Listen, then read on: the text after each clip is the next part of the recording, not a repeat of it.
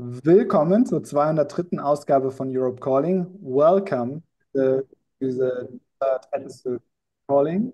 Today, in cooperation with the German NGO Campact and its sister organization Zazim in Israel. More than 7,000 interested people from Germany, but also from all over the world registered to join us tonight for this important topic. A special welcome to our four guests who you already see on the screen. I will introduce them later in more detail. My name is Maximilian Fries. I'm Executive Director of Europe Calling and your host tonight.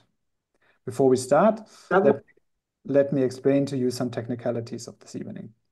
Tonight we will speak mostly in English. So here on the panel, all understand each other directly without interpretation.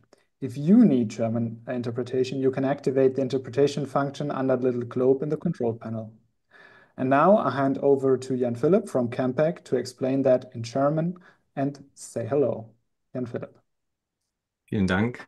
Hallo und herzlich willkommen. Ich wollte euch auch im Namen von Campact einmal alle begrüßen und ja, schön, dass ihr alle da seid. Es freut mich sehr, dass wir so viele sind zu diesem ja wichtigen und auch kontroversen Thema. 7.000 Leute haben sich registriert. Das ist echt beeindruckend.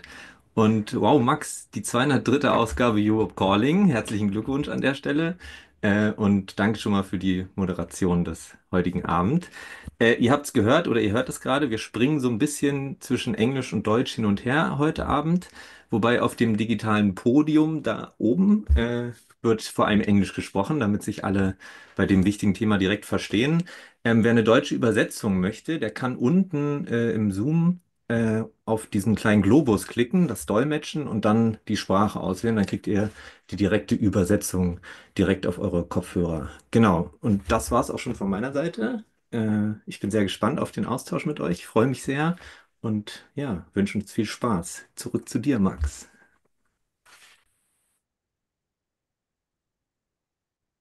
Thank you very much, and big thanks to Jan Philipp and Danny for helping in the background later with the question, and very special thanks to our two interpreters who will make this evening also possible.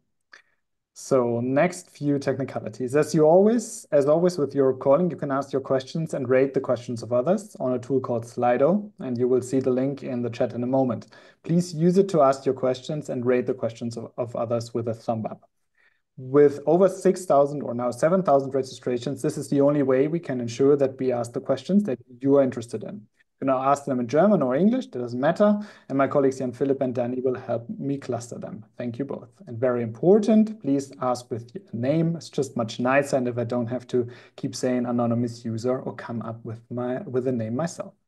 And as always, Europe Calling will be recorded and then be put online on YouTube and as podcast. Please bear in mind when asking questions. But now it's really time to get started. And let me say just a few words to set the stage on behalf of Europe Calling. We're meeting tonight, just 2 days after the anniversary of the October 7 terrorist by Hamas on Israel. Gruesome attacks in which more than 1,200 Israelis were murdered, 250 hostages taken, many of whom are now dead or still captured. What followed was a long, still ongoing war between Hamas and Israel in Gaza that cost so many lives. The war is spreading and has already had global effects on many levels. Today is also the anniversary of the attack on a synagogue in Halle, Germany.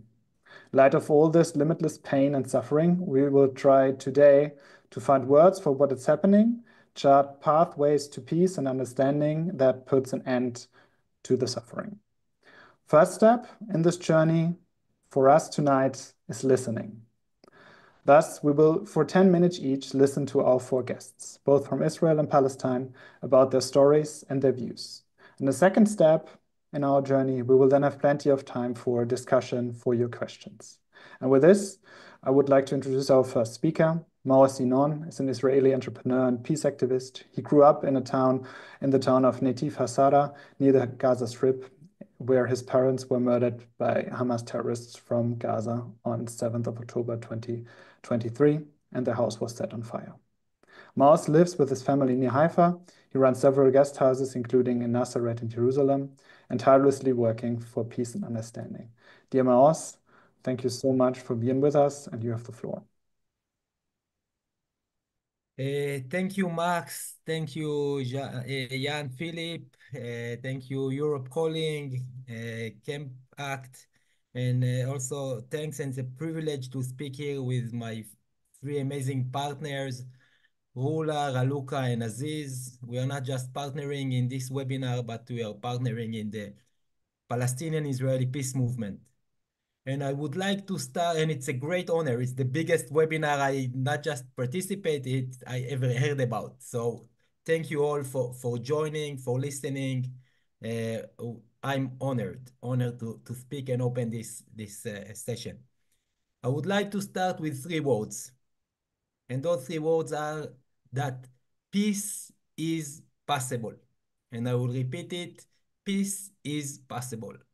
And there is not greatest proof for it than the relationship between the German people and the Jewish people.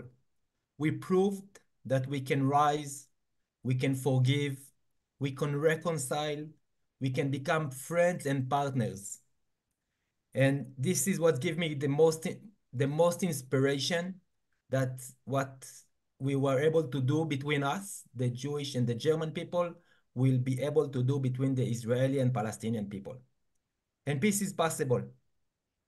So I would like to share in my a few minutes my story and also what we are doing now. I was grown not in a small kibbutz about 1.5 kilometers from the border of Gaza, kibbutz Niram. My father was born in the same kibbutz, and my mother in a nearby kibbutz. Those two kibbutzes were founded by my grandparents immigrating from Eastern Europe to Palestine, still under the British mandate. And they immigrated the young Zionist pioneers to establish an homeland for the Jewish people. And they succeeded greatly and they with establishing the state of Israel a few years later, but they were also doing some mistakes, major mistakes, that now it's our turn, our generation must fix those mistakes, and otherwise the future would look as horrible, if not maybe even more than the present and the past. And my father was a farmer, and this month in October, for the last 60 years, he was 78 when he was murdered, when he was killed. My mom was 76, and they were killed while the Hamas burned their houses while they were inside. They were among the first victims of the Hamas attack. And for 60 years, every October, my father used to prepare the fields in the Negev for sowing wheat, which usually was being done at the first week of November. And being a farmer is very difficult. It doesn't matter where, but definitely in the Israeli desert, it's very difficult. One year there is a flood, the second there is drought, cold wave, heat wave, insects. It's devastating, so challenging. So every October before starting the new season, I would ask my father, Dad, you are naive. Why do you do it again? Last year was so devastating. You just lost money. You were able to cultivate nothing. And my father will always told me that next year will be better. And he have the agency, he's got the ability and the power to change the future, even not to predict it, but he can change the future and he can make next year better.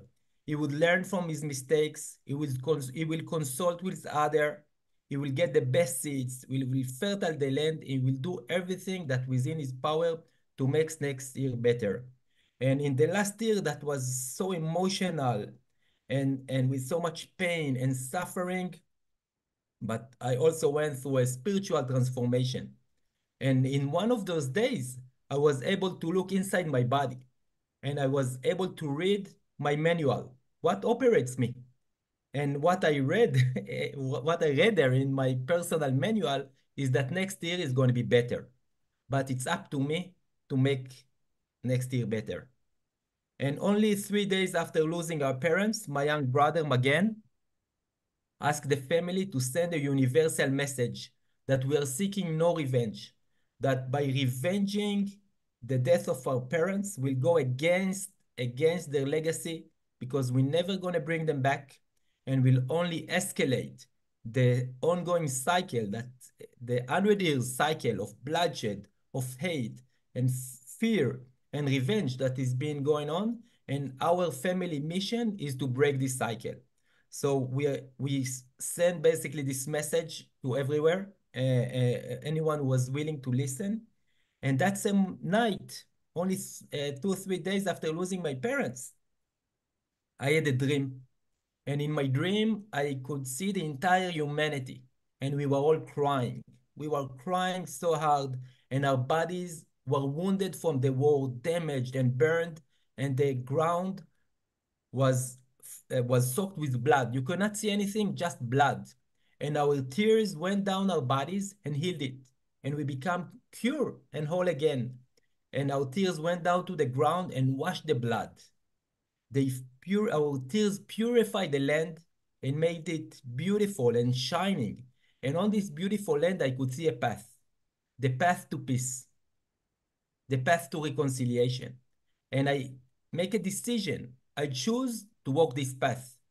I choose it to save myself from the ocean I was drowning in. After hearing the terrible news that my parents were killed, and with so many of my childhood friends and their parents and their children, so many of my childhood friends were lost on that day. I was broken to pieces and drowning in the ocean of sorrow and pain. And I've decided that in order to heal myself, I must choose this path, the path to peace and reconciliation. And on this path, I learned that peace is possible. And if we want to harvest peace, like my father used to harvest wheat and sunflower and corn, if we want to harvest peace, we must sow 3 seeds. The seeds of hope, the seeds of the future, and the most precious, rare, and expensive seeds of forgiveness.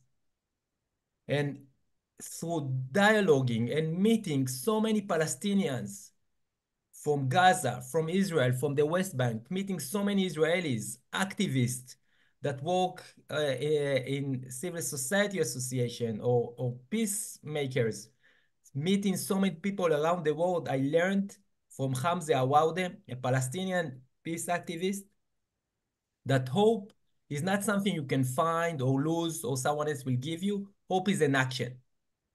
Hope is an action. And it's very simple to explain how to create and make hope. This is what we are doing now. Now in this webinar, we are creating hope. We envision a better future and acting to make it into a reality. It's as simple as that. But we must be very honest with ourselves to check if our actions are effective. If they are not effective, it's not a reason to give up or to lose hope. It's just a reason to change our action till we found the action that is effective, that will make our vision into a reality. And after speaking to so many Palestinians, I learned that we're never going to agree on the past and the present. The story, the gap now between the Israelis and Palestinians is as wide as ever. It's so wide, we cannot agree of October 7th. We cannot agree of what's happening, the horrors that happened afterwards, and we cannot agree of anything that related to the past and the present. But, and it's the biggest but I ever encountered in my life, just like this webinar, we meet in the future. Israelis and Palestinians meet in the future that is based on shared acknowledgement and recognition, reconciliation and healing, equality and dignity, security and safety. Security and safety for both people, because there can be no security and safety to one without the other. That's where equality comes into the equation. But the most, like I said, the most precious seeds are the seeds of forgiveness. And there again, I learned from Hamza Awoude, who his family was displaced during the independence of Israel, the Nakba. I'm running, I need 1 more minute. During the Nakba, they were displaced from the Negev, what's now Israeli, into the refugees camp of Hebron, and in the last recent years he was living in Ramallah, all his life under military occupation. And he said, I'm willing to forgive about the past, I'm willing to forgive about the present, but I can't and won't forgive about the future, not to myself and to no one else. So I said to myself, if I want to be able to focus and channel all my resources into the future, whom shall I forgive? The immediate answer was Hamas. Hamas killed my parents. In my narrative, Hamas is extremist, fundamental organization that is killing and oppressing his own people and innocent people. If they are Jewish Israelis, even better. On October the 7th, Hamas was acting within its nature. I've decided to forgive Hamas. But I was seeking revenge. I wanted to punish those who promised my parents security and safety, not once, not once, dozens of times, the Israeli government. They promised it to us. I wanted to punish them. I want them to be accountable. I wanted them to pay the price. But seeking revenge was destroying me from the inside. I stopped functioning as a father. I stopped functioning as a husband. I stopped being a friend. I was just focusing on the revenge. And after listening to Hamze, I've decided to forgive the Israeli government. And I made this decision to forgive them. And since that moment, I'm focusing only on the future. And on this future that we are sharing here in this webinar, that I already lived within, that's how it gave me the opportunity to meet Rula and to meet Raluca and to meet Aziz and to form a peace movement that we are now just representing here to you. And from here, I will pass it to back to you, Max. Thank you for the time and apologize for taking 2 minutes extra. Really no need to apologize, Maoz. Thank you so much for your introductory words and your story. And I think we felt it all and we heard your message of hope, and it's really feels good. Thank you so much. Very quick housekeeping, already posted in the chat before we continue. Everyone who has no problem in understanding in English, please switch to the YouTube link that I posted in the chat. It's exactly the same as you see here. There's no difference for you. You will just hear the English, but we have a bit of capacity problems and we need some space for Germans that don't understand English that well. So all the English speakers, just please click on the live stream link on YouTube so we make space, and this again, so we have all enough space in all our digital rooms. Thank you so much. Was already working wonderfully. So great, thank you.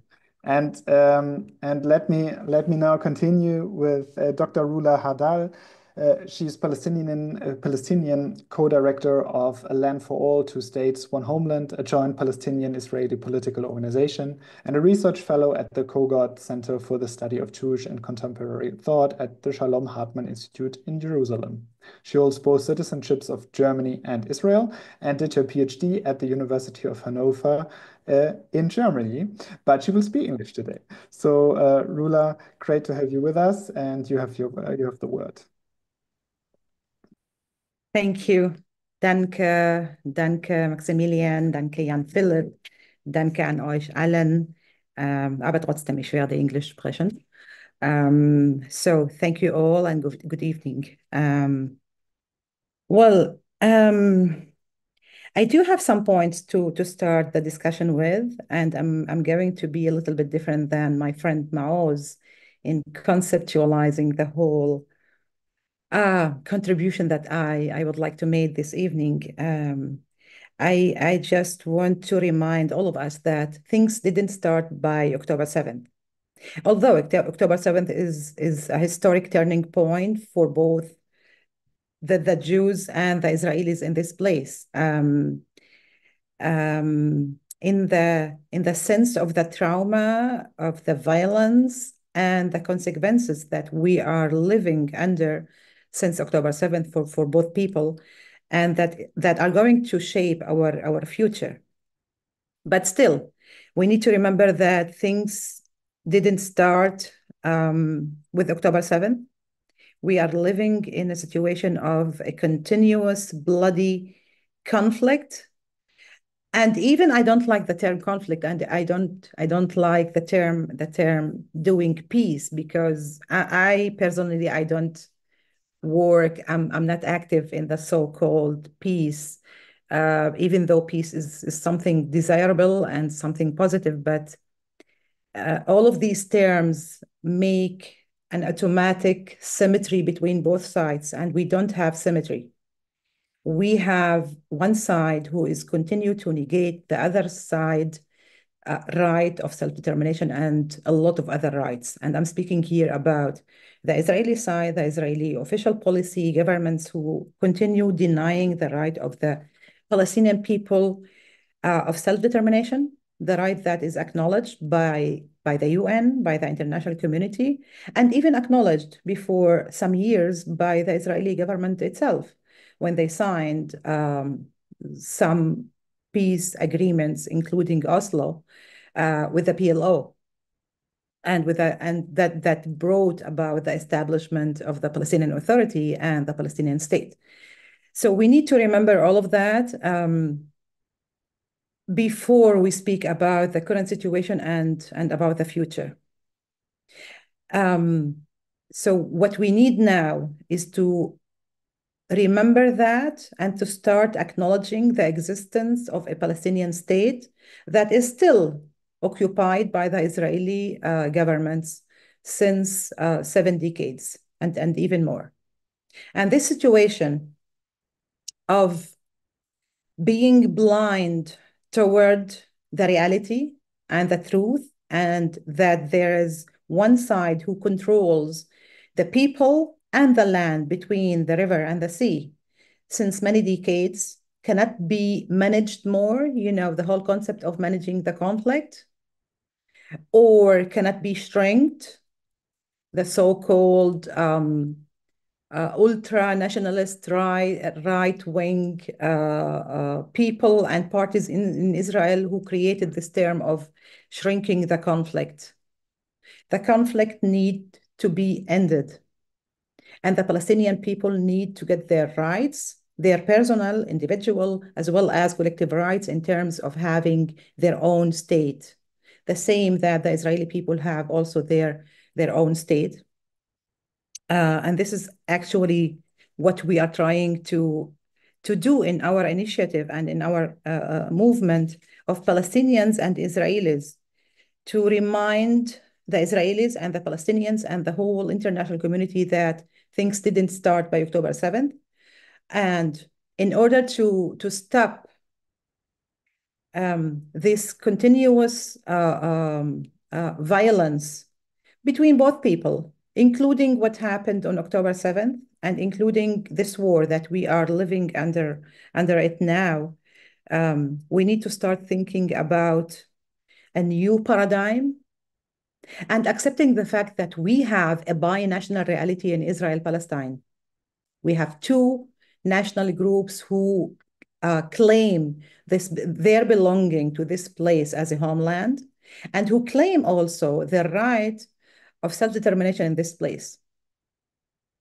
If we acknowledge this very basic, important fact that these two groups exist already here, and they are not going to disappear or to give up this important self-determination right, we can think about the legal political forms of how to live together. Of course, I advocate for a very specific political solution, which is, maybe we can talk about it later on this evening. We advocate for having two-state solution, but a different one. You can call it the new version of the classic two-state solution that we know since the signing of the Oslo Accords between the Israeli government and the PLO during the beginning of the 90s. But we add something important to this form of the two states.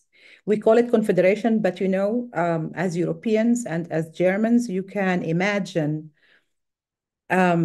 shared institutions like the EU, like the European Union, in order to, because our lives in Israel-Palestine became interrelated and intertwined. And we cannot imagine having only two separate states for both people without thinking about the shared issues, things that we need to manage together. And in order to give both people their very basic need of attachment to the whole space between the Jordan and the sea, because for the Palestinians, historic Palestine is between the Jordan and the sea, and you cannot convince any Palestinian that this is that not the whole space is the whole Palestine, and we cannot also convince that convince the Israelis, or some of them, that this is not Eretz Israel for them. So we need to have, first of all, a new form of the two-state solution that based on integration and sharing and accepting the bi-national reality on the ground that we already have, and not based on separation and segregation like the old classic two-state solution. And we need to think about the integrative aspects that need to be in order to ensure viable, sustainable future and sustainability of these two states. The last point, I'm afraid that we are in a very crucial, problematic moment in our history. It's crazy that we are now 1 year after the beginning of this war, and we still don't see any signs that this war is going to end, but the opposite. We see that this war is going to expand, and it already expanded to be a regional war. And nobody of us know how things are going to look like, not in Israel, not in Palestine, not in Gaza, not in Lebanon, and not in the whole region if this war continue. During this year, all of us were actually watching the second Nakba of the Palestinian people on our TVs, on our screens. And I feel ashamed, although I'm trying all my efforts that I can think about to maybe play a very small, narrow role to bring about stopping this war and going toward a settlement of the conflict. But the problem that we have a collective failure in stopping the war, and we are also having a moral failure watching every day, the whole day, the killing of people, the mass starvation of people in Gaza, now in Lebanon, in the West Bank. And I'm a bit afraid that the people on the ground, and especially the Israeli government, they have a very negative plan, a horror plan for all of us, Jewish Israelis and Palestinians. And I'm speaking here about the political vision that this government and the whole ultra-nationalist right-wing powers that we have in Israel and who are shaping our lives, plus some other extremists on other sides. They have a very clear political vision for all of us. And I'm afraid that if we don't maximize our efforts more than what we did during the last year, the situation is going to continue for many other years. And I'm afraid that maybe later on we won't have the Palestinian collective being, national being in Israel, Palestine, the way that we are thinking about. Thank you. Thank you so much, Rula. Very important. Also, really looking forward to speak more about this, this version of a two-state solution and a federation idea later in the discussion. I believe there are many questions on like details and how that could look like. And yeah, we'll come to that. Next one is Raluca Ganea. She's co-founder and executive director of Zazim Community Action, the largest campaigning community in Israel, movement of citizens, Arabs, Jews, working together for democracy, equality, joint and active civic engagement, which is Zazim is a sister organization of Campact, who's something very similar here in Germany. She previously worked at Avaz and other large campaign organizations, and she holds a political degree from Tel Aviv University. In July, she co-organized, and hope not spoiling it, the biggest peace conference in Israel in 30 years. And this webinar would simply not be possible without you, Raluca. So great to have you, and you have the words. Thanks. Just to say that the July Peace event was organized together with the other speakers here as well. It was really a joint effort of many of us. Unlike other speakers here, and Maoz talked about how his grandparents founded Israel and built it. I wasn't born in Israel, Palestine. I was born in communist Romania. And my parents immigrated to Israel for me to grow up in a democratic country when I was 3 years old. And all of my life choices ever since were shaped by this legacy. For more than 25 years now, I work in Israeli civil society for democracy, against the occupation, for peace. I feel this is what I owe to justify my parents' decision. And when I first met my dear friend Maoz after October 7th, I was absolutely inspired, but at the same time, it was really hard for me to accept his focus on a vision for the future and his ability to forgive, especially to forgive our government.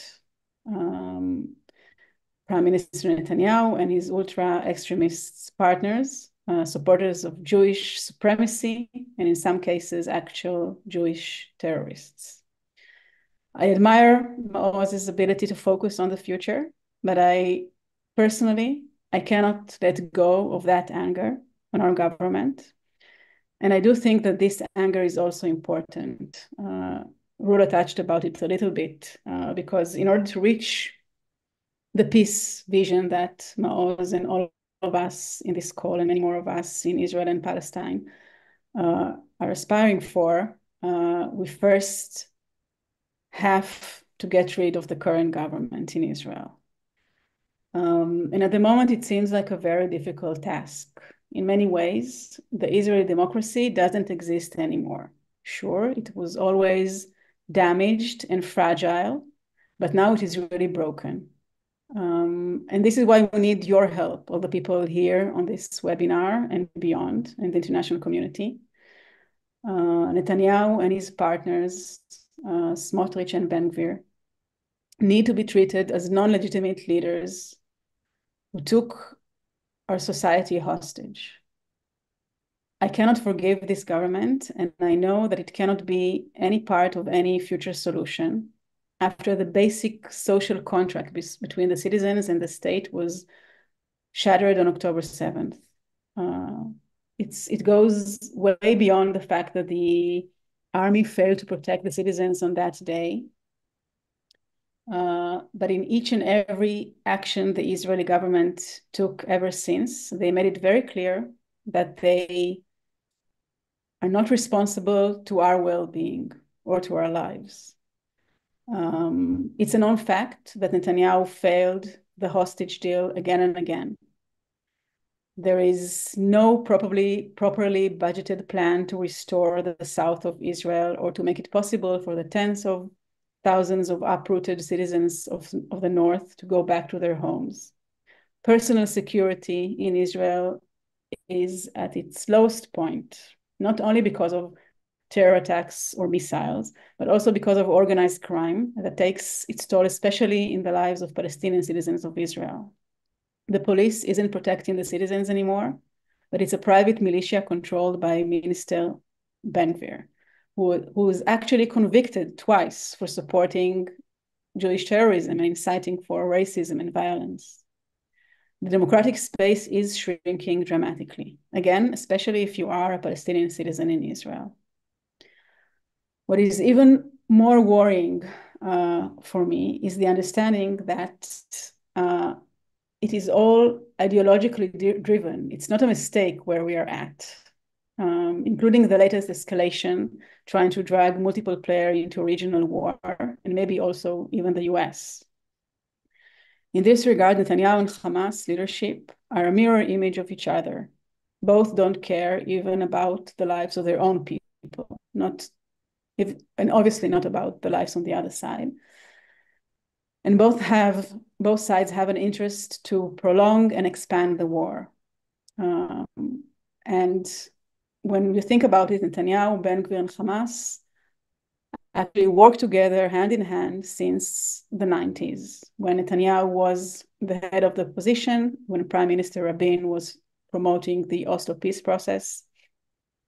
And he was the main inciter against Rabin. Ben-Gvir was then just a juvenile that became famous by threatening Prime Minister Rabin. And Hamas executed suicide terror attacks with buses exploding across Israel and Jerusalem to stop the peace process. Netanyahu has strengthened Hamas along the years. Rula mentioned the containing the conflict or shrinking the conflict, which was Netanyahu's agenda for many, many years now. That is only meant to weaken the Palestinian Authority and other moderate forces within the Palestinian society, and make sure that there is no partner for peace on the Palestinian side. And his even more extremist partners, for them, October 7th, the catastrophe of October 7th, and the ongoing horrible war since then is a miracle. And this is in their own words. It's for them the opportunity to promote a vision of a greater Israel, resettle in Gaza, annex the entire territory, and form formal and eternal apartheid. Netanyahu has many reasons to go along with this vision. It goes from avoiding his corruption trial to staying in power and keep his coalition. But there are also two scary ideological reasons for that. It's Netanyahu's life mission, and I'm really now convinced that this is the case. It's his life mission to prevent a Palestinian state, and it's his life mission to prevent Iran from becoming nuclear, even if it will cost the lives of many, many innocent people, and even if it will drag the entire world into a global war. This vision, this very scary vision that the Israeli government offers us, all of us, Israelis and Palestinians, is of an internal war and a Spartan ethos in which we are expected to sacrifice everything, not for freedom, not for democracy, not for a chance for a future of peace, but for this ultra-nationalist religious vision that sees individual lives just as means to an end. In our peace vision is the absolute opposite of these government visions. And we're dedicating our time and resources to building the Israeli peace camp in order to promote this vision. For many years, the progressive liberal camp in Israel focused mainly on objecting Netanyahu, for all the good reasons there are for that, but without offering a positive alternative vision, especially on the question of the occupation and of peace. And I believe this is one of the reasons why we failed so far, the main reason why we failed so far. And now it is more crucial than ever to do both things, replace Netanyahu and build an alternative vision of peace, a positive vision of peace. At the moment, we're not yet the majority. And many citizens in Israel are, even though obviously everyone in Israel are much more privileged than the people in Gaza and the people and the Palestinians in the West Bank, but still people feel that they are in a survival mode. And they feel a lack of agency during this last year. And most of them who are fed by the mainstream media in Israel don't know what happens in Gaza. And I really believe that it's not that the Israeli public, that most of the Israeli public is apathic because they don't care or because they're bad people. But I think it's because we lack this agency at the moment. And I think we have a very important role here to bring back this agency. And we need your support to do that, because right now the public discussion around the world is the same as it is in Israel for Israelis. It's a zero-sum game. You're either pro-Palestinian or pro-Israeli, and it seems like it contradicts, but it shouldn't be like that. It's simply not the truth. Both people have the right for self-determination, for sovereignty, of living in security and in peace. And actually, these two things depend on each other. And we need people around the world to see that in order to help us here also see that as well and promote this vision.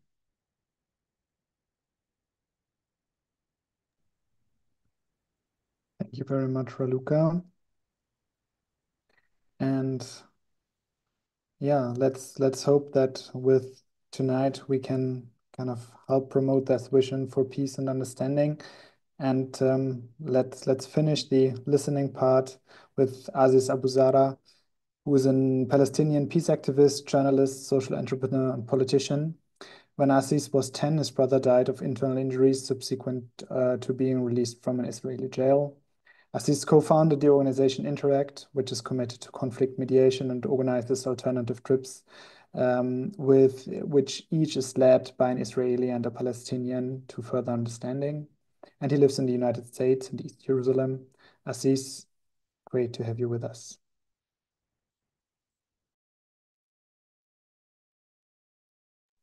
There we go. Thank you so much. Thank you for having me, and great hearing Raluca and Rula and Maoz as well. Thank you everyone who came here, because just like Maoz started saying peace is possible, I want to say peace doesn't only happen by good wishes. It happens by people showing up and people being active and people being part of an effort. And for everyone who is here, you are doing already a step towards that. You already being here is being active, is saying I care, is saying I want to be part of this conversation. And to be even more clear, this is not obviously a conversation about, let's present every kind of side and everyone leaves. This is a conversation of peacemakers, peace activists, who are living a reality that is extremely, extremely difficult, and trying, despite that, to find ways to work together, to find ways to change this reality.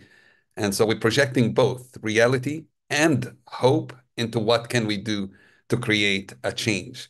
So I want to start by saying, in my own personal story, like Maoz, I lost my brother.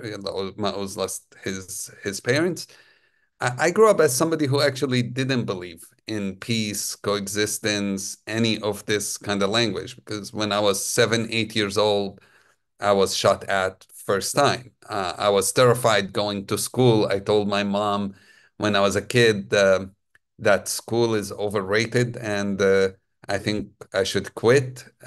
This is a conversation I had when I was like 8 or 9 years old, explaining to her that education is not worth dying for. And to imagine for a child to have to go and make that argument, and then my mom having to find a way to convince me to go to school, which was through giving me an onion and saying, if you have tear gas, put an onion through your nose and breathe through an onion, and that will help you not suffocate.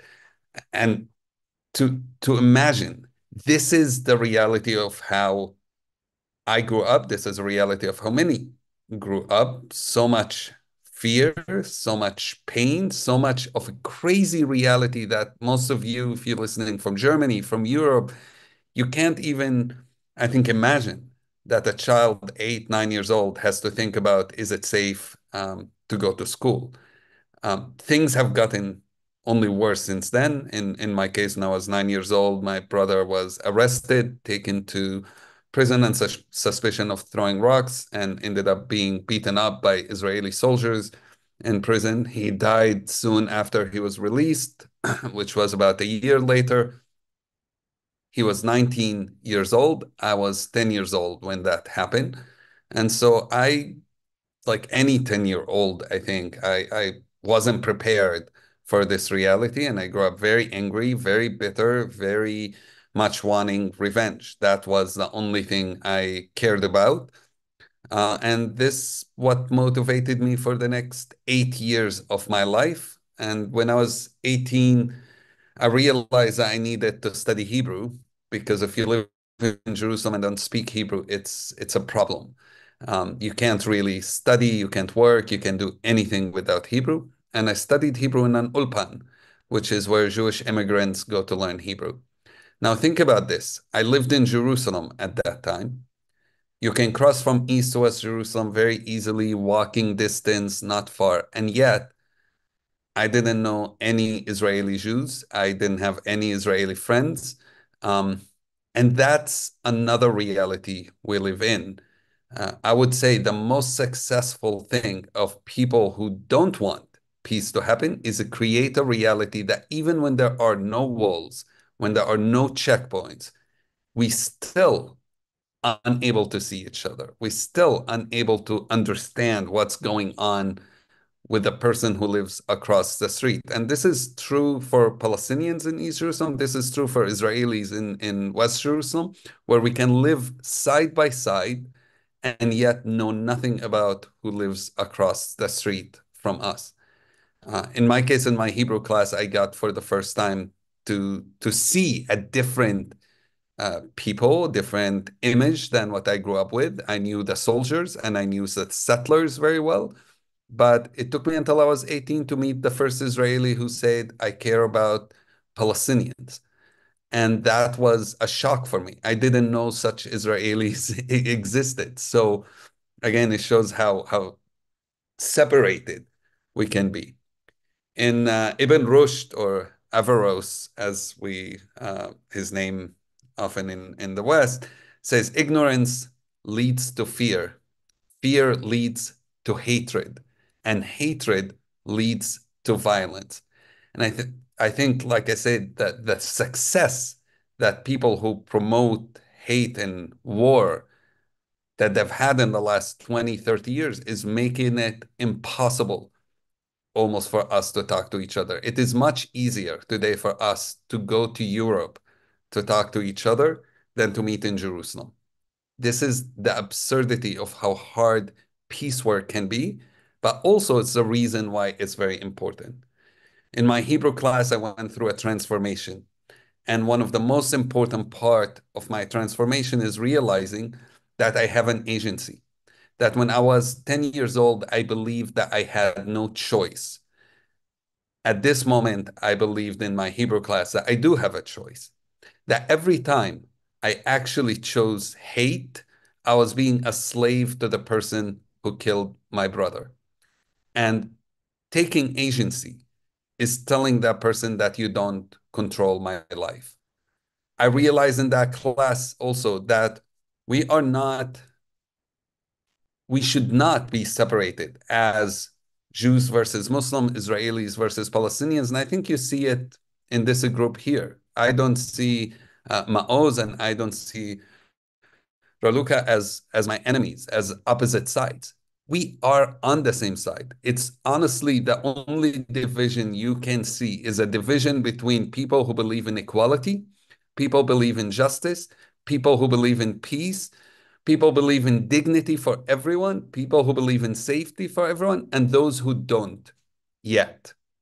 And our mission, our hope is to make everyone join us in believing that. So if you're challenged with some of what you heard today, think about that. You seeing Israelis and Palestinians who are hand in hand trying to create a path forward against so many hardships. Raluca mentioned many of those, Rula mentioned many of those. Those are realities. Those are things, you watch on the news every day. So many lives are being lost. So many people are being killed. So many crazy things happening. I can start just saying how absurd the reality is.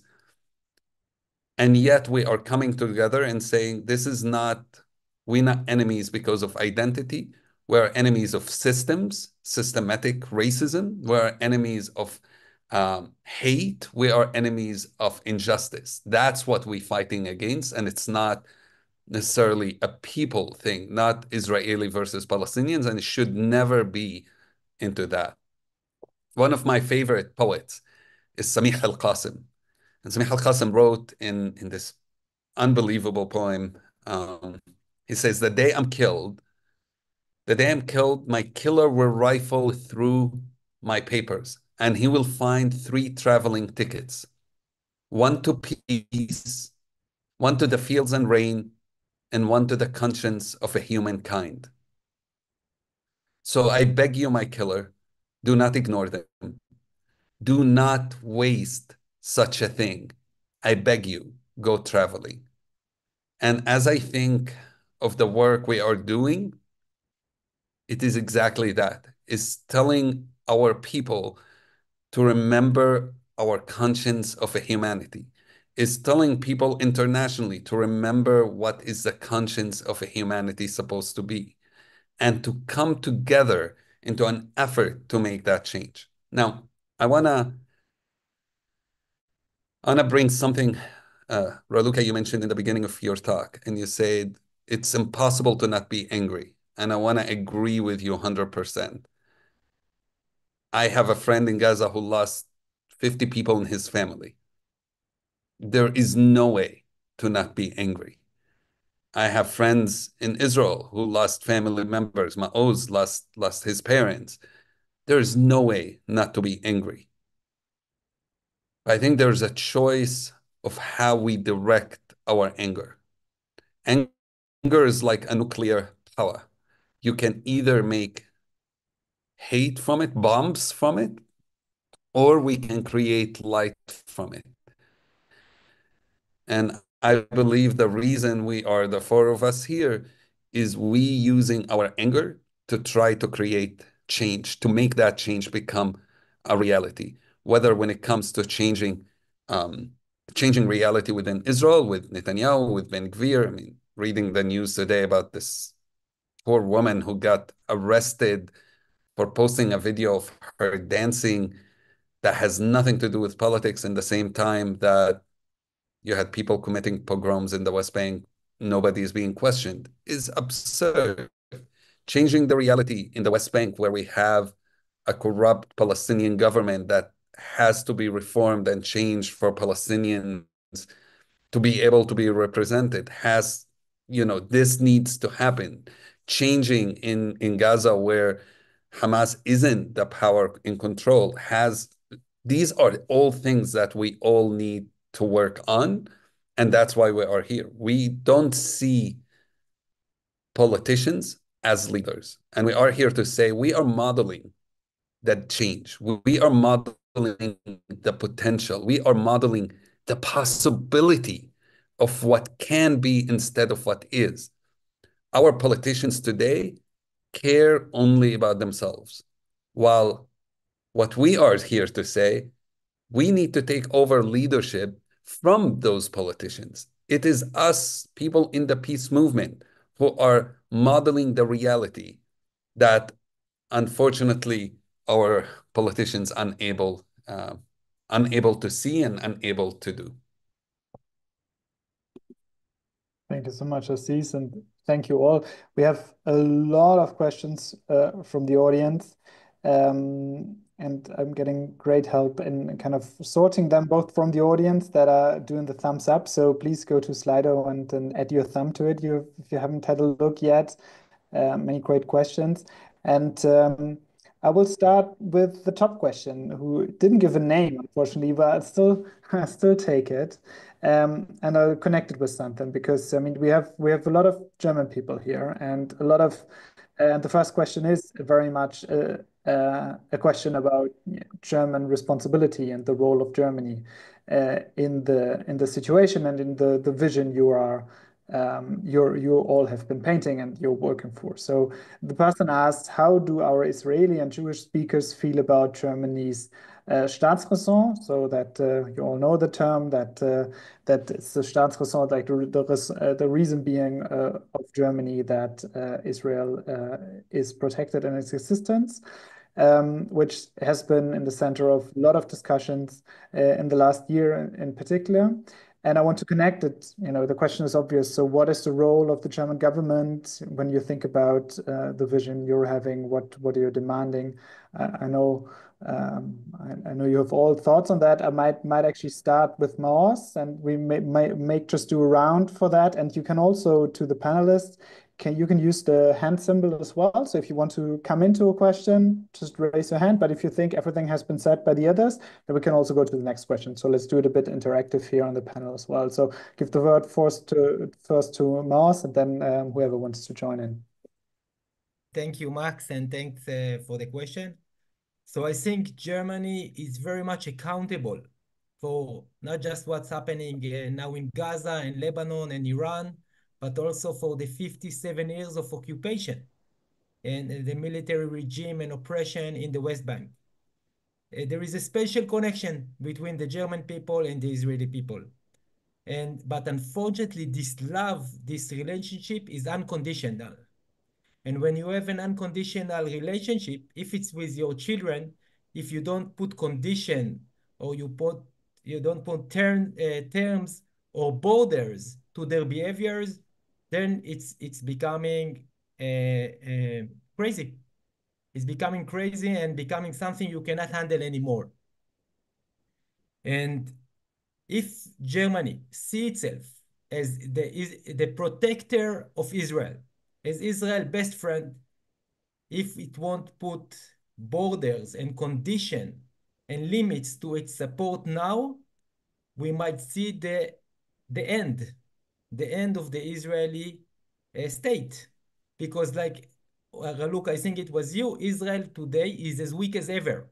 All our borders are breached. Our society is falling apart from the inside. There is an immigration of the middle class citizens outside of Israel. And the police is not functioning. It's functioning as a militia. And what's happening in Israel, if I need to define it, it's a mutation of Judaism and mutation of Zionism. It's now the policy of the government that is being executed is about Jewish supremacy between the river to the sea. And Germany would never support any other nation if it will act upon ethnical supremacy, religious supremacy.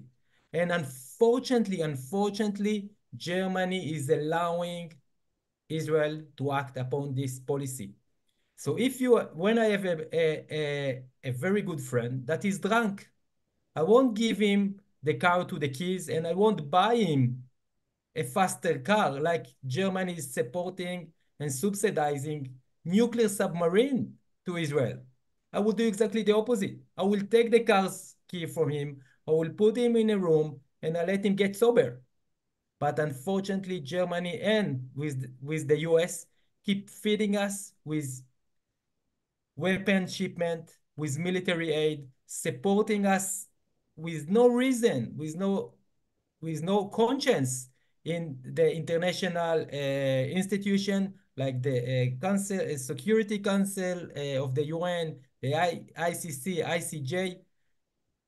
So when I'm speaking to German politician, I might do it quite a lot. Show your friendship, show your partnership, so show your support by stopping us, by differentiate between this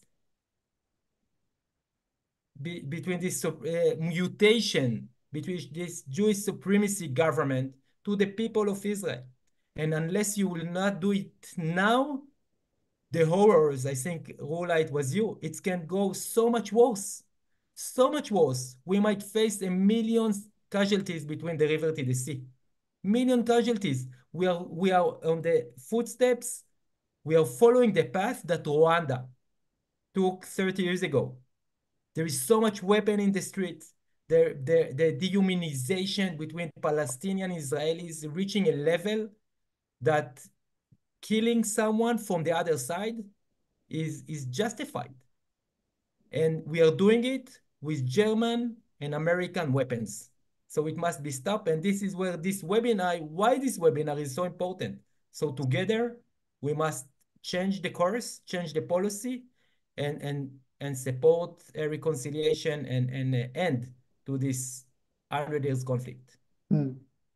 Thank you. Well, Aziz, will take you, but I want to challenge you, Maoz, and maybe then also Aziz a bit, and maybe also the others. I mean, yes, having conditions on the support by Germany, but as you said, Israel is at its probably most vulnerable for many, many decades, also because Iran is supplying the Houthis, is supplying Hezbollah, and the technological superiority that Israel had for quite some time is actually decreasing. So because Houthis are getting better, Iran is getting better, Hezbollah is getting better. So in that situation, a lot of people in Germany then asked, like, if we now stopped supporting Israel with weapons, and if the US stopped supporting Israel with weapons, in that situation, will that not even worsen the situation for Israel and actually drive it to the brink of existence?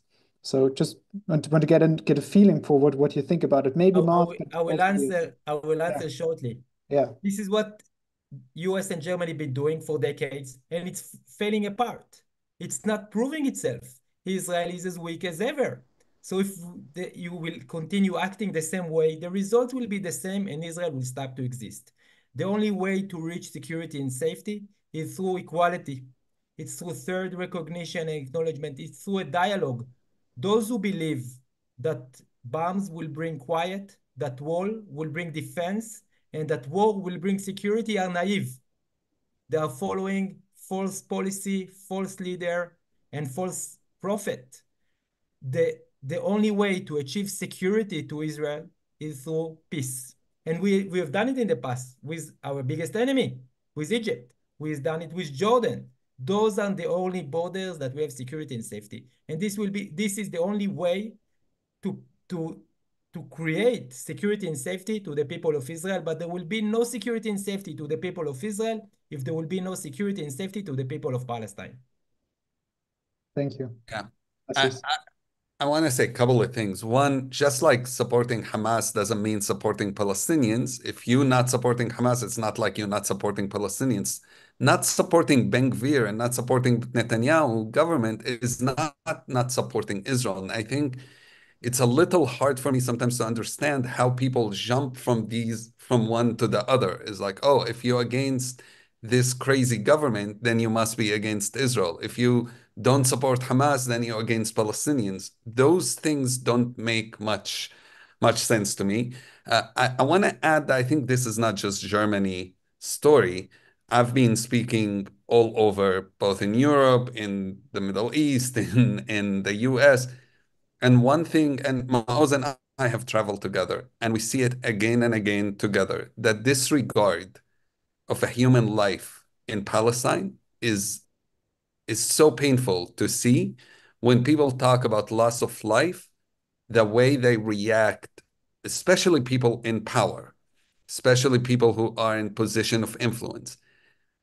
I met people who were with administrations, with presidents, with foreign ministers of different countries, and I've got to see it when we were together, Maoz and I, in some of those meetings. It's just the disregard of Palestinian human life is really terrifying. You talk about thousands of children being killed, and you see zero empathy sometimes. You see zero connection. And it is hard to say, I don't care, and then expect people to respond positively to that. I would go even more.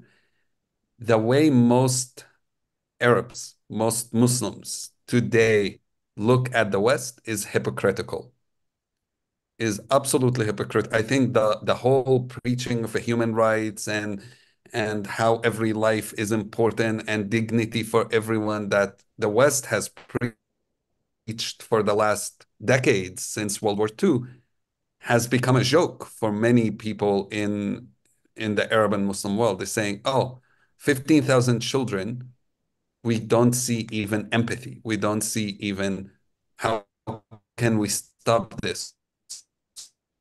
We don't see even real people about it as a body. And so this is something to think about, the long impact of the policies that's being developed in the West and how it's changing. It's going to change how the relationship between the West and the rest of the world is for many decades because of how things have been operating, and especially for that disregard and lack of empathy of a human life for Palestinians.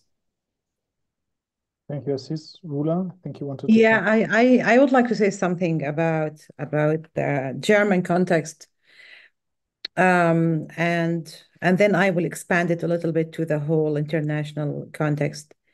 Well, because we don't have a lot of time to discuss this issue now, but I will try to summarize it. We need to remember that the solution of the German question in Germany and in Europe before many years created a new question, a new problem in the Middle East, which is the Palestinian question that continue until today. And in this sense, the way that without doing any symmetry between the Holocaust and the Nakba of the Palestinian people, I'm not there. We need to revision the responsibility of Germany toward the Palestinian people and the ongoing Nakba of the Palestinian people, and not only toward the Jews and Israel. And the second point, why is this connection between the historic legitimate responsibility of Germany toward the Jews with the policies of the Israeli governments? I don't understand it. And I don't accept it as a Palestinian. And the second point regarding Germany, I cannot accept this German hypocrisy speaking about human rights and democracy and responsibility and so on, about all of these values, when they are not able to practice these values toward the Palestinian people. And not only that, Germany is implicit, like the United States of America in this war, in killing the Palestinian people. So, and this is valid in different way for the whole international community, actually. And I fully agree with Maoz and Aziz.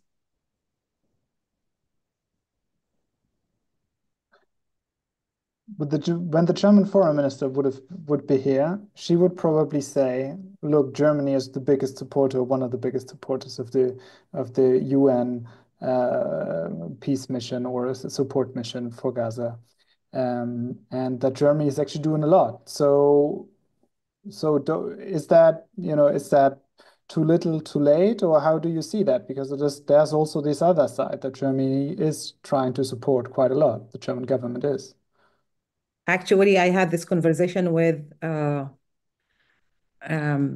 MENA region director in the German Foreign Ministry last week in Berlin, in another public event. And we were discussing that, and it's not enough. And it's again, you cannot compare between the support, even the financial support of Germany to the Palestinians and to the Israelis. And it doesn't help if they even do equal financial support. I'm speaking about the Hippocratic position and attitude of the German government. Mm-hmm. And Germany, not only because of the historical context and because of knowing what it means, no more, nie wieder. Because of that, they are the first not to accept the elimination of the Palestinian people here. Thank you. Who wanted to come in? Max, just one sentence. I would say we should not see the Palestinian issue only as a humanitarian issue. So the concept of we sending a lot of a humanitarian aid, that doesn't really say much, because the issue is not a catastrophe made by an earthquake. It's a catastrophe that is a human-made. And we can't only respond in a humanitarian way. If you're not ending this whole war and this whole conflict, if you're not working to really stop it, then we don't need the aid. The aid is a band-aid, is not the solution. Thank you. Yeah, we have about 45 minutes left.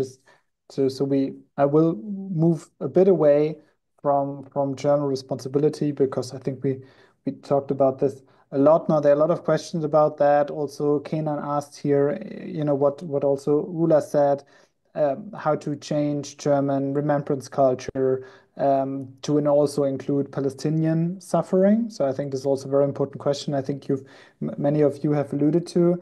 But then the next question from Karl Lauer is, and I would like to go in that direction because we want to speak about the pathways that then lead to peace and understanding, is from Karl Lauer.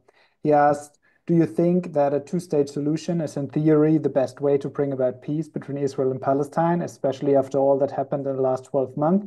And if so, how would you overcome that is one of the biggest hurdles that both Palestinians and Israelis see Jerusalem as their capital? So the question, so maybe who wants probably Rula first, maybe to have a bit of a view on, your kind of vision of a two-state solution. And, you talked about the intertwinedness, and I think Jerusalem stands for like probably nothing else, for that being intertwined and needing a different solution. So maybe Rula, please do take some time to kind of maybe sketch that vision again, and let's get started on this part. Good, thank you. Well, first of all, I'm aware that the majority of the people, when they hear the two-state solution, they don't feel that we are speaking seriously about this point. The international community, as well as the majority of the people here on the ground, don't believe that they mean it seriously when they speak about the two-state solution, because they've been repeating that for the last 2.5 decades without meaning anything.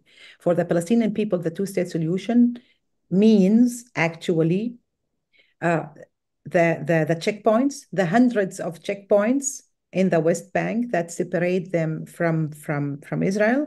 And it means the failed political system, new Palestinian political system, and expanding and deepening the Israeli military control over them. This is the automatic meaning for the Palestinian people of the two-state solution.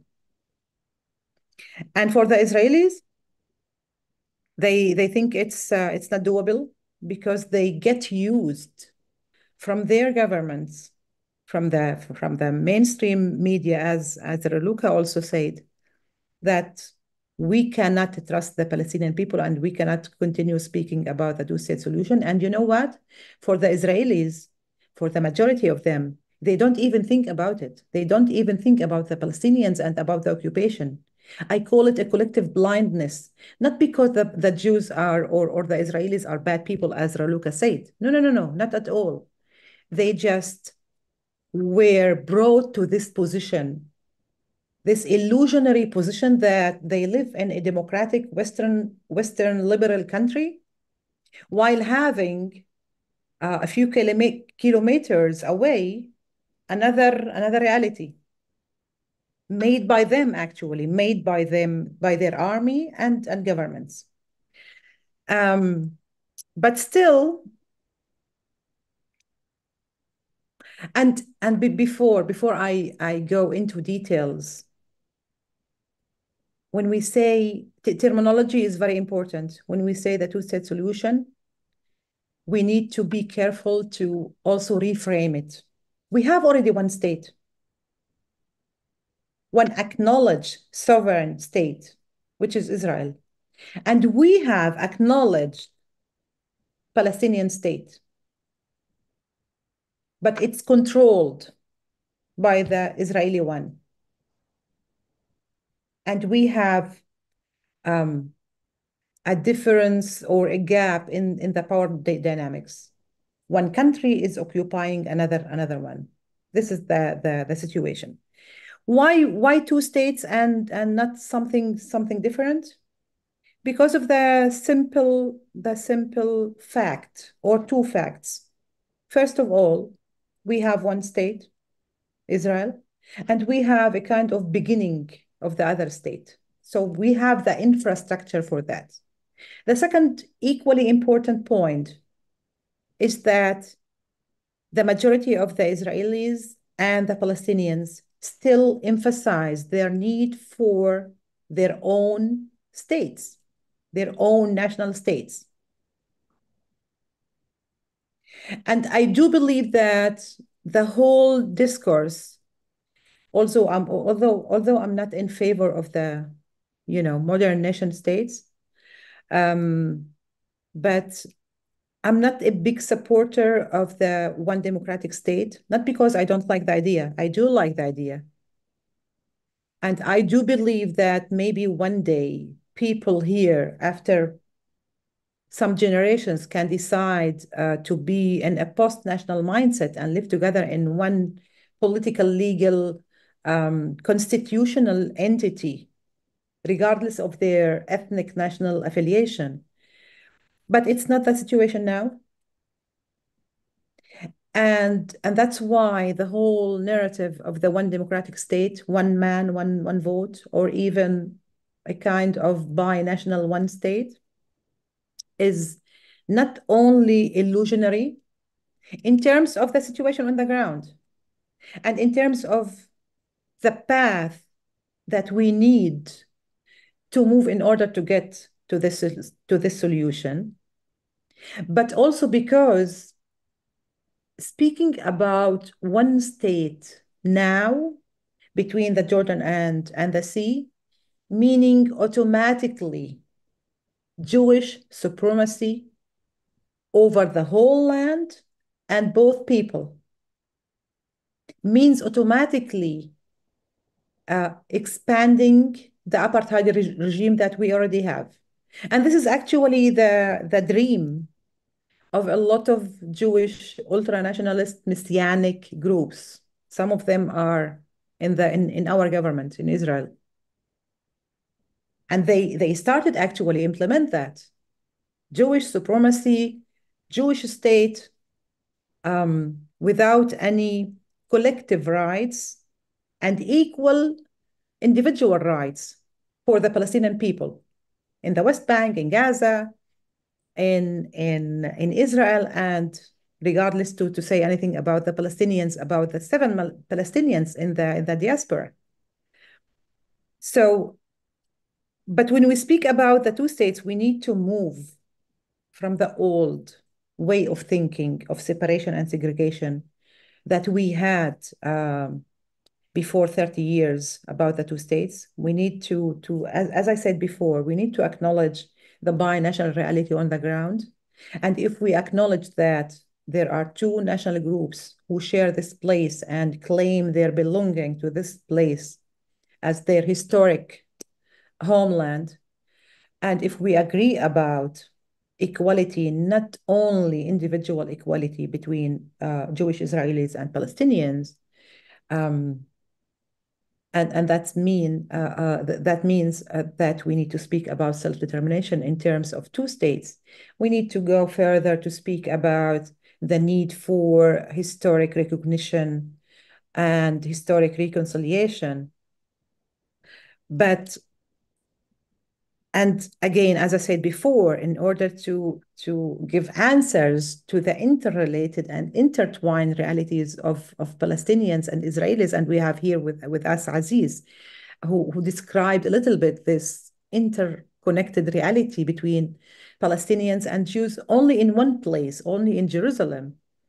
We need, and in order to handle the shared issues, the climate change challenges, the economy, the natural resources in this very tiny, small place that we already share, we need to have shared institutions between both 2 states gradually. And the last point, if you remember or well informed about the classic version of the 2-state solution, we had a lot of problems in that version. I can mention the most prominent or important problems that we had. The settlements, the right of return of the Palestinian refugees, Jerusalem, and so on. A lot of problems. We call them the deadlocks of the Oslo Accords. By doing the paradigm shift that both people belong to this place and can consider this place as their homeland, we created in our group creative solutions for these problems in order to unlock all of these deadlocks in terms of having a special concept of citizenship and residency, in the way how we tackle the whole issue of the settlements. Of course, the settlements are illegal according to the international law and according to the Israeli law.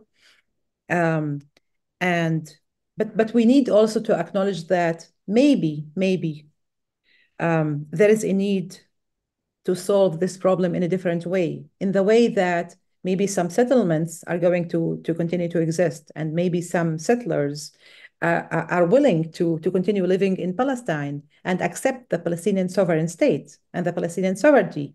But we cannot do that without the acceptance of the Palestinians, and we cannot do that without speaking about reparation and compensation mechanisms for the Palestinian people in terms of their land. And we need to tackle the whole issue of Jerusalem. We cannot divide Jerusalem. It's not doable. And that's why we need to think out of the box when we speak about the 2 states. Thank you. We'll go back to the citizens' question here. for the audience question, because the next top one is directly addressing this point and also kind of the theory of change come into this more federation style two-state solution with shared institutions. And Daniel is asking, we have heard now two talks about, speaks about previously Israel-Palestine, about forgiving Hamas, about a new two-state solution, but we did not talk about Iran. Iran wants to erase Israel and all terror organizations around Israel, Hamas and Hezbollah, and he ... are deputies for Iran. Can the problem be solved without Iran?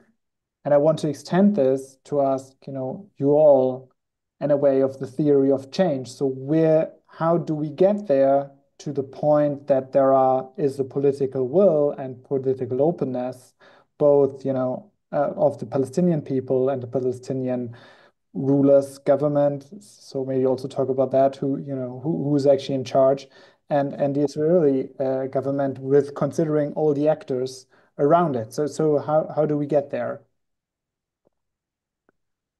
Maybe, happy for Rula to continue, but the others jump in as well. It's all for me completely okay just to have the discourse with Rula. It's fine. Well, maybe I continue saying a few things. Yes. First of all, I cannot separate the whole issue of Iran and Hezbollah from the Palestinian context. We need just to go to the history, how the whole issue of the so-called Arab-Israeli conflict, and not only the Palestinian-Israeli conflict, started. It's related to the establishment of the State of Israel in historic Palestine. I'm aware that there are a lot of other factors that developed during the years and during the last 7 decades between Israel as a state and between Iran and Lebanon or Hezbollah and the linkage between Hezbollah and Iran. But I cannot separate all of these issues from the roots of the problem in the Middle East. And if we refer to the Arab Initiative, since 2000, there are repeated offers for Israel to be accepted and to be acknowledged and to normalize the relations between all Arab countries in the Middle East and Israel. And the price is actually to have a Palestinian state. And you know what? Even now, did you hear about the Jordanian foreign minister who spoke last week in the UN with some other foreign ministers from the Middle East, representing, I think, 57 countries, Muslim and Arab countries. And he said in a press conference, and it's recorded, you can find it, we are standing here, foreign ministers of 57 Arabic and Muslim countries, and we will secure and ensure the security of the State of Israel and the existence of the State of Israel. And the only condition is to accept the existence of a Palestinian state. And he asked all, this is what we offer. What is the Israeli government is offering us? War. But then, Rula, but then we are back to the old two-state solution, right? This is not the new one. Then the question is, this is all right in the situation, right? But how do we get from there to something else? No, we need two things. First of all, there is a need to start. and to start speaking about the two-state solution according to the values and according to the paradigm shift that in my initiative we are speaking about is very important. And it's not separated from the whole discourse. I think when we will be there in terms of the international community and the regional governments, and we are in conversations, believe me, with all of them. They know about the new version of the two-state solution that we are speaking about, and the majority of the leaders on the regional as well as the global level know that we need to update the two-state solution. But we are still not there. And the second point, yes, we need also, in terms of thinking out of the box about the two-state solution and about solutions in general, we need also to maybe expand our thinking to make the connection between the war now and between solving the Israeli-Palestinian conflict, but including or expanding it to have something regional. Raluca. Yes, I want to go back for a minute to the question about the two-state solution, and then say something about Iran and Hezbollah and all that. I agree with everything that Rula said about the two-state solution and the updated version of it, but I just want to add that I truly believe that the two-state solution is not only the most practical one at the moment, but it's also a just one, because the Jewish people does deserve a state of their own. This is the only solution to the Jewish problem that created so much horror in the 20th century in Europe, is a state for the Jewish people. However, the international community is responsible from the very beginning to creating the Palestinian problem when it tried to solve the Jewish problem. From the Balfour Declaration, even before the Holocaust, before World War II, it recognized the right for the Jewish people to have a national home in Israel, and ignored the Palestinians, the Palestinian population living in the country. It started back then. Then the UN tried to somehow fix that with a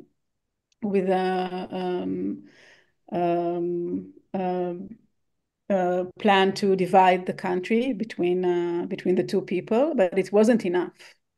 And this is something very important to remember, that the Jewish people do need to have a nation state as anyone else in the world, as every other nation, but same do the Palestinians.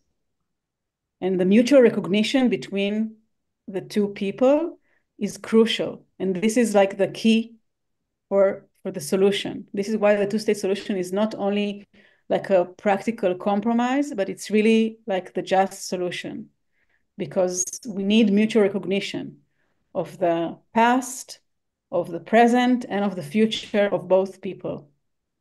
And I was in my house, in my apartment in Tel Aviv last week when Iran sent the missiles that it's bare chance that there weren't more casualties. I was sitting in the flat with my children, knowing that if a missile will fall next to us, there's nothing that can save us. And it was, I'm tempted to say, the most scary moment in my life, but during this last year, starting October 7th, there were so many. And I grew up in Jerusalem in the 90s. I was there with the buses exploding. So I have like many moments to choose of, but really like this experience with my kids was really very, very, very terrifying.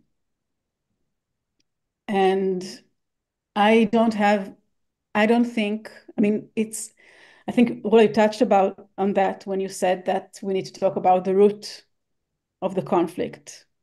And it's true that the conflict had started because the international community has acknowledged the Jewish people's right in the land of Israel-Palestine and not the Palestinian one.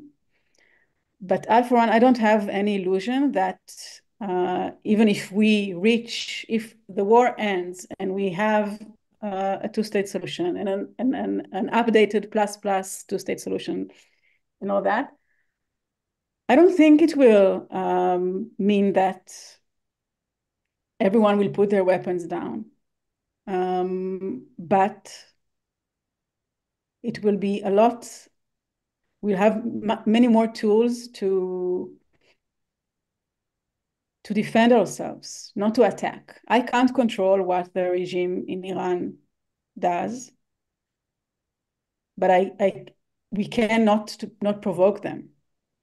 Now I'm really, I mean, and even more, I was really scared last week, but now I'm even more scared thinking about the Israeli reaction to that attack and then what will follow after that. There are so many tools in the diplomatic world to deal with these kind of threats, and it wouldn't have come to this point with Iran, with Hezbollah, with everyone else, not because they are well-intended. I don't think they're well-intended. And I don't think that they are like devoted to the Palestinian cause, and this is like the only reason why all of this is happening. But if we will end the war, and we will have a two-state solution, and we'll have regional agreements and regional treaties, we'll have so many more tools to assure the safety of everyone in this land. Thank you. Maoz, yes? Yeah, I will just comment briefly about Iran, and then we'll share what should be done in order to achieve peace in the near future. I think we can do it by 2030. This is the time frame from a devastating war to a solution. That's what it took from the Yom Kippur War in 1973 to Anwar Sadat, President Sadat, to visit Israel, to change completely the discourse within the Israeli public from being against negotiation, calling Egypt exactly like we are calling Iran and Hezbollah and Hamas now, that they only want to wipe us out, to destroy us, to end the Jewish existence between the river to the sea. So every time the Israeli government is choosing, or there is a rise of the ultimate enemy, and they use it to prosper on our life, on our blood. So now it's Iran, before it was Iraq, then it's Hezbollah, before it was the PLO, and before that it was Egypt. So now it's Iran, but they're using Iran to avoid the Palestinian-Israeli conflict again. So, and also to forget about the hostages. No one here, I think, we didn't mention the hostages and the Palestinian prisoners. I There have are at the beginning. 10,000, 12,000 Palestinian prisoners within the Israeli prison. Most of them didn't went in through a trial, not that it's an honest and just trial, but for nothing. So we are now talking about Iran, but again, after there will be Iran, if there will be, and before that there was the Philadelphia Code. So every time the government, the Jewish supremacy government, will bring us another, it's a spin. It's a spin that they use to stay in power. But I want to say, how are we going to make peace? Okay, because we must make peace, otherwise we'll pay with more life. First, we must to dream about peace, to use our political imagination, like the founders of the EU, Germany included, decided that they want to prevent the next war, that there will be no second world war. So they've decided to create the EU and make the enemy of the past into the partners of the future. So we must dream about peace. Then it's the dream. Then we decide to know what the values of the future, and the values, it's not in 1 state, 2 states, or 10 states. What are the core values? The shared recognition and acknowledgement, reconciliation, healing, security, and safety. The values are much more important to me, I think, as an entrepreneur, as one that co-founded more than 20 initiatives, business initiatives, social initiatives, and made many dreams into a reality. The core values are much more important than the final definition. And then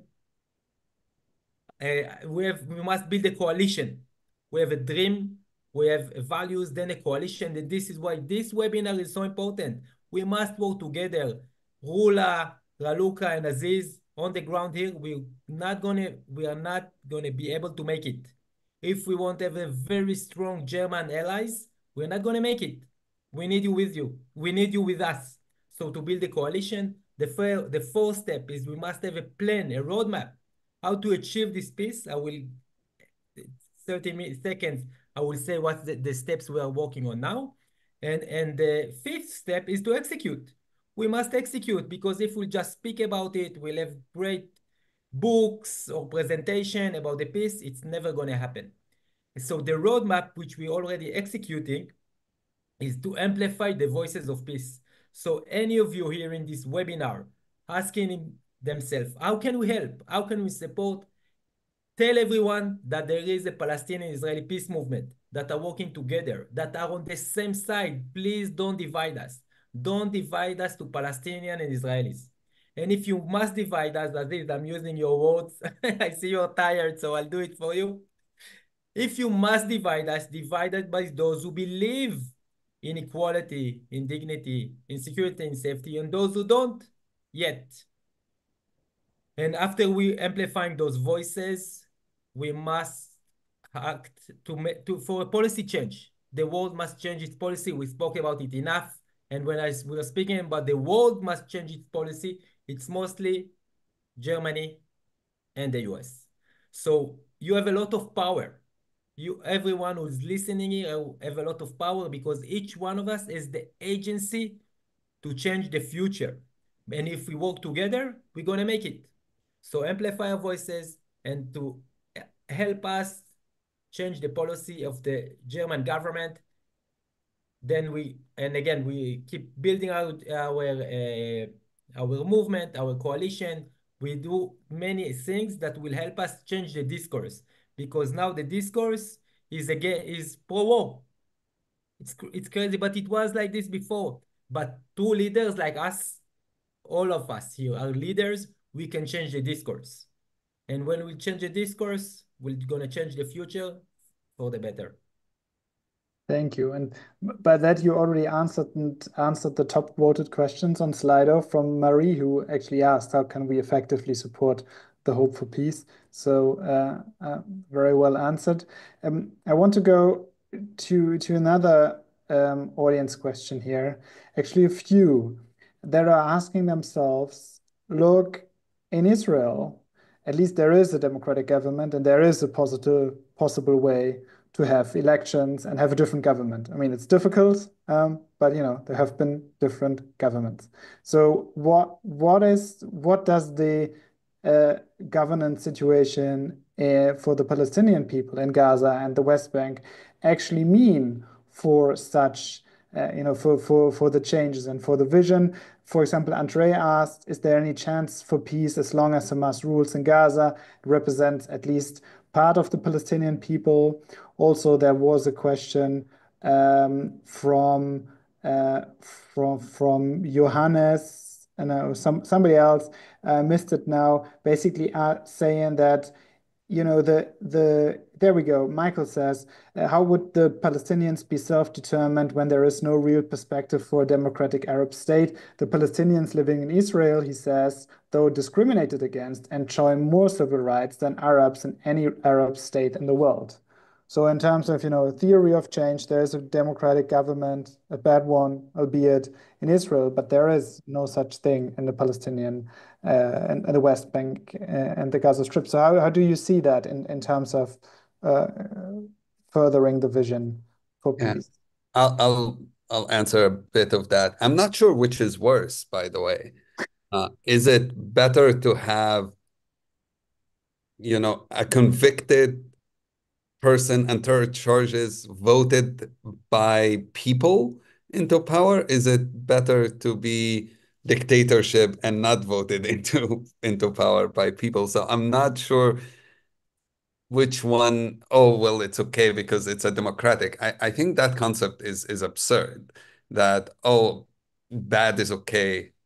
There are a lot of awful governments that have done awful things around the world that have come to power through elections. That doesn't mean that makes them any better. So I'll start with that. I think if you today look at how many people alive today who voted in the last Palestinian election, I think it's somewhere around 20% of Palestinians who were around. I think somebody looked it up and it was 8% who voted for Hamas who are around today, because most Palestinians have not voted in any elections. But also, it's a little absurdity to talk about democracy when you're under occupation. I don't fully understand what kind of democracy can exist in a reality when the Palestinian president has to ask for a permit to leave Ramallah to go to Jordan. Like, this is supposed to be a democratic government. Like, there is no way to really fully have democracy. There's also, I'll give you a couple other examples. 3 years ago, there was major protest against President Abbas, big protest against President Abbas. And people wanted to come from all across the West Bank because they wanted him to step down. There was a killing of a Palestinian activist who was against President Abbas, and people blamed the president for how he was killed by the Palestinian police.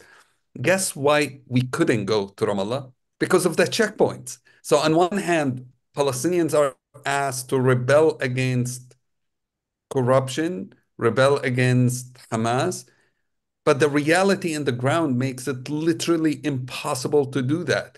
I have to go through a checkpoint, go to Ramallah to protest the leader that everyone telling me I should depose and get rid of, and then I have to deal with a checkpoint to get there.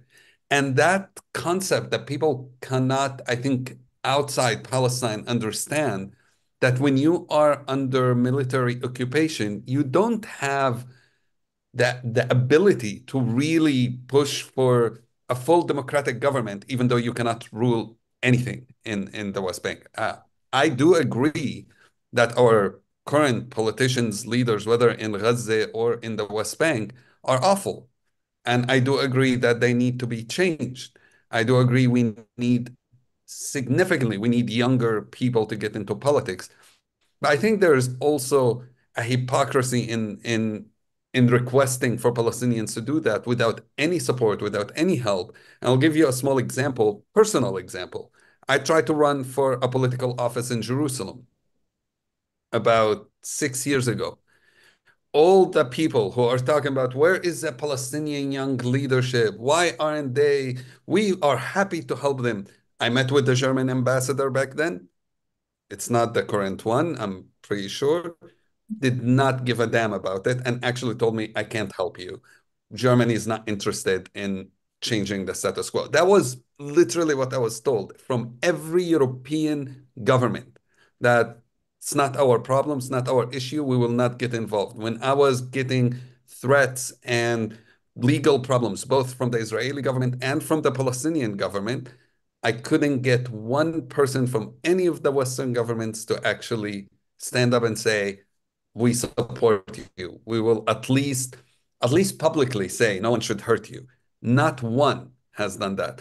So there is a bit of, I think it's a blame game of saying, oh, well, you're not a democracy, therefore you deserve in some ways what's happening to you. There's no way to make peace with you because you guys cannot even have a democracy. When people ignore so many issues and problems and restrictions that we have. Now, I'm saying all of the problems not to say we cannot make a change, But I think we need to be realistic about the situation and then say, how do we push for change? So for the people who ask, push your government to pressure even the Palestinian Authority. We talked about pressuring Israel to pressure the Palestinian Authority for having young people being involved in government, for having an election.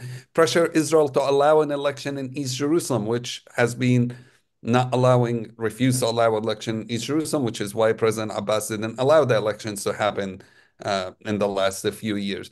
Those are things that everyone listening here can do, instead of just saying, well, you guys can't have a democracy, so not sure we can have peace with you. I think that's an excuse that is ridiculous.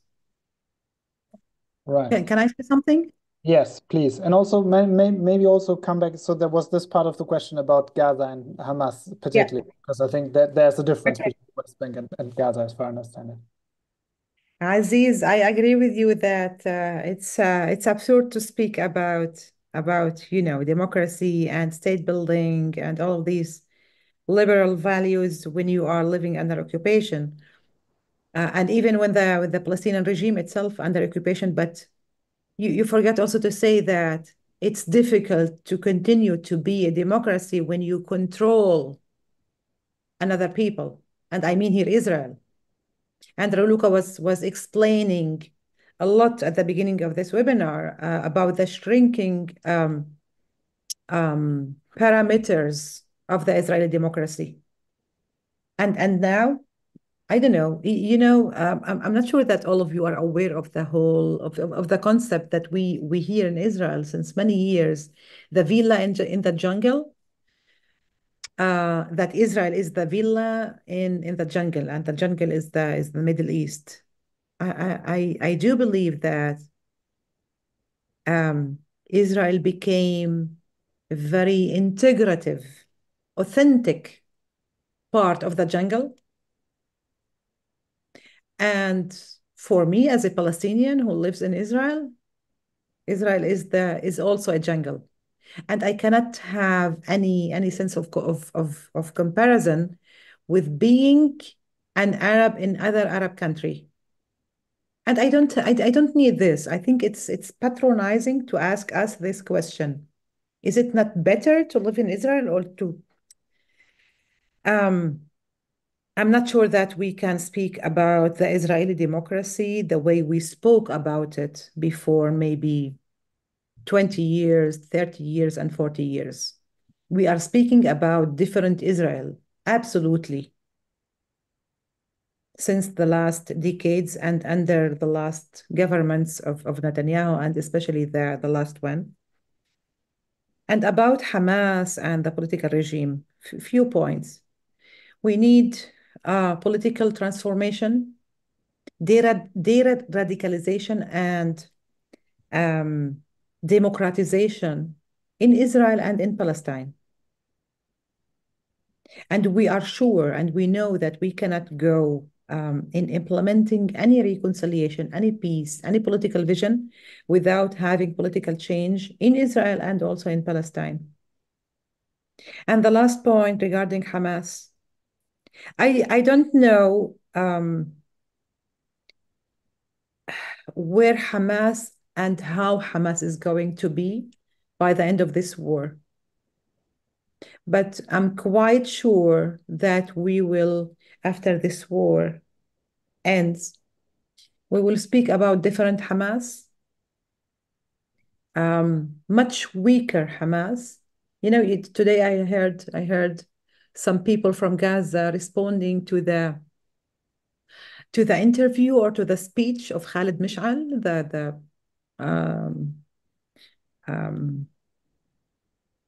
the political chief of Hamas, who lives in Qatar, I guess. He said, in evaluating the situation after 1 year, he said, we are our losses as Palestinians are tactical, but Israel is strategically losing this war. And I was thinking and also hearing some people from Gaza, is this tactical that Gaza is destroyed? Is it tactical? Life of people is tactical loses? That we are facing second Nakba is tactical only?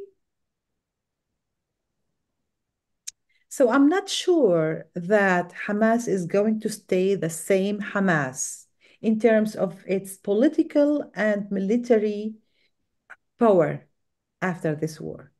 And you know what? The Palestinian people will decide. Thank you. I'll add to that just one word. Aziz, wait for a second. We'll start the round of last words, concluding remarks, and then we'll just do one round because we're running out of time a bit. So we'll give let's do in the order: Aziz, Maoz, Raluca, and Rula. Just a minute or so.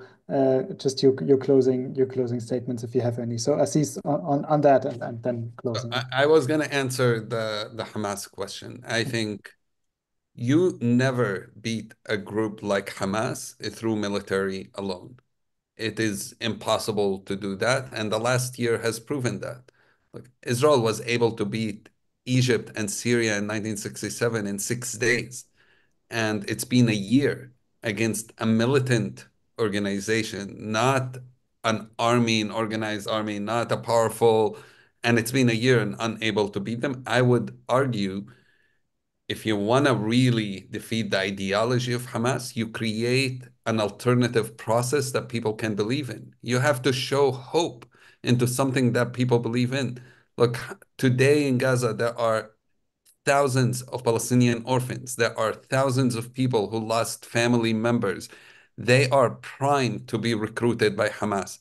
And if by the end of this war, we do not create a situation where there is an alternative, there's hope that people can believe in, there is a process that leads to an end to this conflict once and for all, not just a management of a conflict, not just some kind of band-aid, just some kind of, oh, well, let's wait again and 3 years another war. These are the people who will end up joining Hamas. And then 5 years from now, Hamas will have 2-3 times more people fighting for it than it has today. So it's very important to not only think of the moment and to understand, I keep hearing people talking about, well, even the prime minister in Israel said that this generation, nothing can happen. We have to wait until next generation. Which next generation? The orphans in Gaza are the next generation that's going to make peace? You're going to wait for that generation to grow up or to the next one or the next one? This is a cop out. Anyone who says we need to wait to the next generation, it's a crime to wait to the next generation. We have to sacrifice another generation. If we don't do something today, if we don't do something in this year, in the next year, it is going to be the same cycle again and again. And I think those of us who really think, well, it's not us, we'll wait, are condemning our own families, our own children, our own relatives to a life of conflict. And those from outside who says, well, nothing can be done now, we'll have to wait. You're condemning us to a reality that none of you would want to be living in. None of you would want to be in a situation that says it's okay to live in a reality where people get killed, where 200-300 people annually get killed. That's before October 7th. It's okay to live in that reality. It's okay to live in every 3-4 years, bombings and killing and shootings. You wouldn't want that. So let's not deceive ourselves, and let's start to think, how do we create an alternative that makes an idea like Hamas not popular? That's the only way you can defeat Hamas, by creating a different idea, and we can do that. Thank you, Aziz. Maoz. Yeah. So Aziz, you say that it will be if we do nothing, the situation will be the same, and I totally disagree with you. I totally disagree with you, Aziz. It's not going to be the same. It's going to be much, much worse in a way we cannot imagine. And I don't want to be to ruin the party, but it's going to reach you in Germany and in Europe. Your national security is on stake, and if it's through violence or through a wave of refugees, Palestinian and Jewish refugees that will come to Europe. And again, I don't want to see the photos or the images of Jewish refugees coming to Germany. And this is exactly what you are doing now, if you won't act. So now it's the time for action. Stop the war immediately.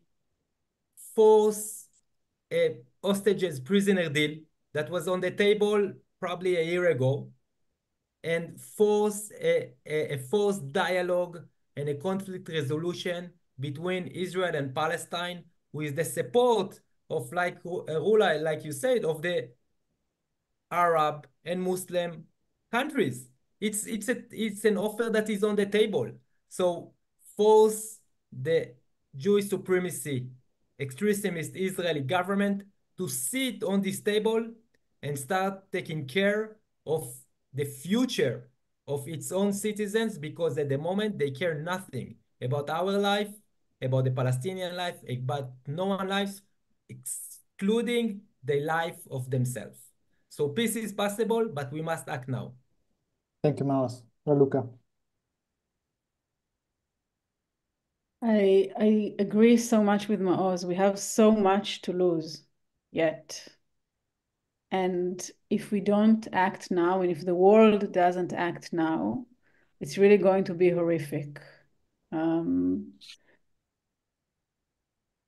It's really, I mean, I have two kids that the older one is 10, and after last week, when we had also a terror attack next to our house in Jaffa, I can't let him walk home alone.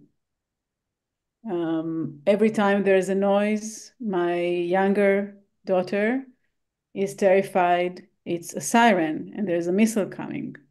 And she's asking me questions like, how come we can't have like the entire world under Iron Dome to protect everyone? And we can't live this way. It's just, it's not viable. It's not going to work. And we need the world, we need the international community to intervene, to make the war stop. The Israeli government, I'm sorry, we're having the same government, just worse, like the same prime minister for 15 years now.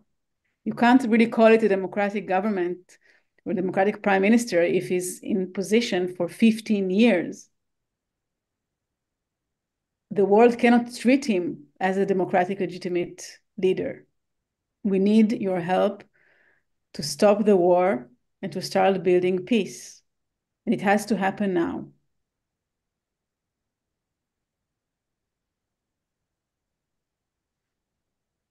Okay.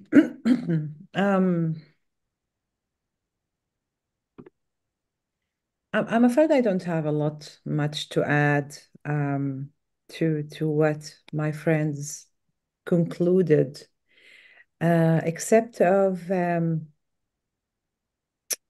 maybe 2 points. First of all, if you care about